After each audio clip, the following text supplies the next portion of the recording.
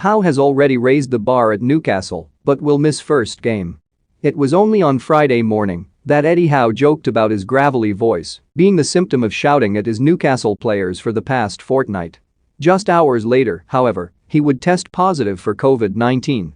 In a cruel twist of fate entirely in keeping with a football club whose hogging of headlines is seldom anything to do with football, Howe will now miss his first match in charge at home to Brentford on Saturday afternoon. The hot take on the news was at least consistent, only at Newcastle United. Unbelievable? Sadly, on Tyneside, all too believable. Howe, though, remains focused. He will FaceTime each player before the game and will be in contact with his backroom staff throughout. In fact, he has had a plan in place for this eventuality since the outbreak of the pandemic in March of last year. That does not come as a surprise given the noises that have emerged about Howe's impact since his arrival last week. He had been on the training pitch with his new players for a matter of minutes when he barked at them, "If you think you are maxed out, you are not." That has been the theme of the past 2 weeks, redefining limits. The international break has been anything but, save for a staff bonding trip to a Newcastle restaurant. Even then Howe was alarmed when headlines revealed he had taken the group to a pub, especially given his insistence that alcohol was a no-go. The 3 Mile Inn is famed for its happy hour buzzer and was a popular haunt of the entertainers for an afternoon session in the mid-90s. Howe's idea of an afternoon session is somewhat different. As for happy hours, they are spent raising the bar, not propping it up.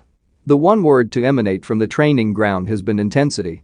His first day, and every one thereafter, has been spent drilling home the message, "We train as we play."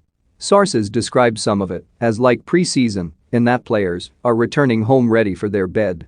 Not that the work has been boring or repetitive. Every exercise is short and sharp. Howe put together a 500-page dossier of his training sessions during his 15-month break following Bournemouth, so repetition is unlikely.